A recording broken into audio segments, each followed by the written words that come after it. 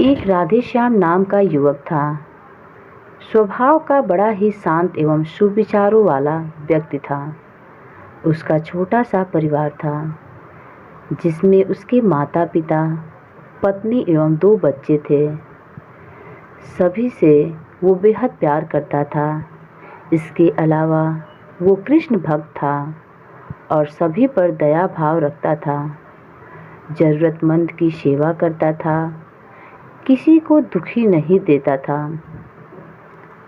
उसके इसी गुणों के कारण श्री कृष्ण उससे बहुत प्रसन्न थे और सदैव उसके साथ रहते थे। और राधेश्याम अपने कृष्ण को देख भी सकता था और बातें भी कर सकता था। इसके बावजूद उसने कभी ईश्वर से कुछ नहीं मांगा। वह बहुत खुश रहता था क्योंकि ईश्वर हमेशा उसके साथ रहते थे, उसे मार्गदर्शन देते थे।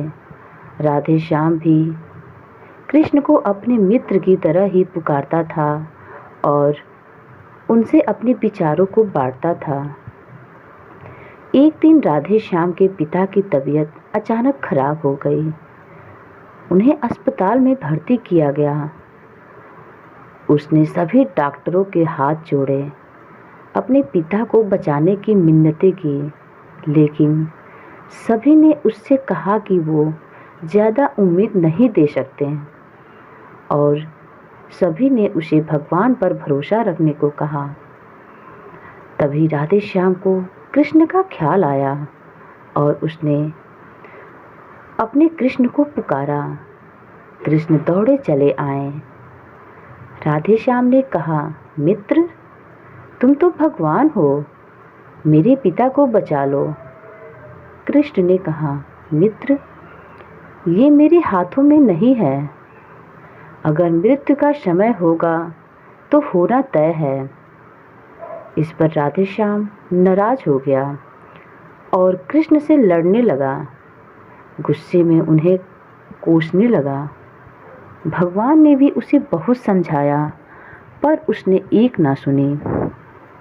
तब भगवान कृष्ण ने उससे कहा, मित्र, मैं तुम्हारी मदद कर सकता हूँ, लेकिन इसके लिए तुम्हें एक कार्य करना होगा। राधेश्याम ने तुरंत पूछा, कैसा कार्य? कृष्ण ने कहा, तुम्हें किसी एक घर से मुट्ठी भर ज्वार लानी होगी और ध्यान रखना होगा कि उस परिवार में कभी किसी की मृत्यु न हुई हो। राधेश्याम झट से हाँ बोलकर तलाश में निकल गया। उसने कई दरवाजे खटखटाए। हर घर में ज्वार तो होती, लेकिन ऐसा कोई नहीं होता जिनके परिवार में किसी की मृत्यु ना हुई हो। किसी का पिता, किसी का दादा, किसी का भाई, माँ, काकी या बहन। 2 दिन तक भटकने के बाद भी राधेश्याम को ऐसा एक भी घर नहीं मिला। तब उसे इस बात का एहसास हुआ कि मृत्यु एक अटल सत्य है। इसका सामना सभी को करना होता है। इससे कोई नहीं भाग सकता और वो अपने व्यवहार के लिए कृष्ण से क्षमा मांगता और निर्णय लेता है जब तक उसके पिता जीवित हैं उनकी सेवा करेगा। थोड़े दिनों बाद राधेश्याम के पिता स्वर्ग सिधार जाते हैं। उसे दुख तो होता है, लेकिन ईश्वर की दी उस सीख के कारण उसका मन शांत रहता है। दोस्तों, इसी प्रकार हम सभी को इस सच को स्वीकार करना चाहिए कि मृत्यु एक अटल सत्य है। उसे नकारना मूर्खता है।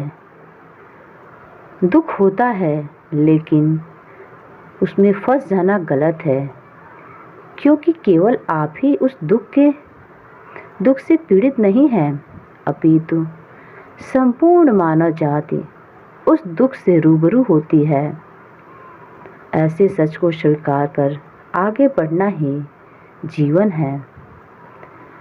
कई बार हम अपने किसी खास के चले जाने से इतने बेबस हो जाते हैं कि सामने खड़ा जीवन और उससे जुड़े लोग हमें दिखाई ही नहीं पड़ते।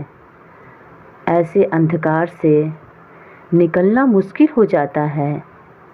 जो मनुष्य मृत्यु के सत्य को स्वीकार कर लेता, उसका जीवन भार विहीन हो जाता है और उसे कभी कोई कष्ट तोड़ नहीं सकता है। वो जीवन के हर क्षेत्र में आगे बढ़ता जाता है।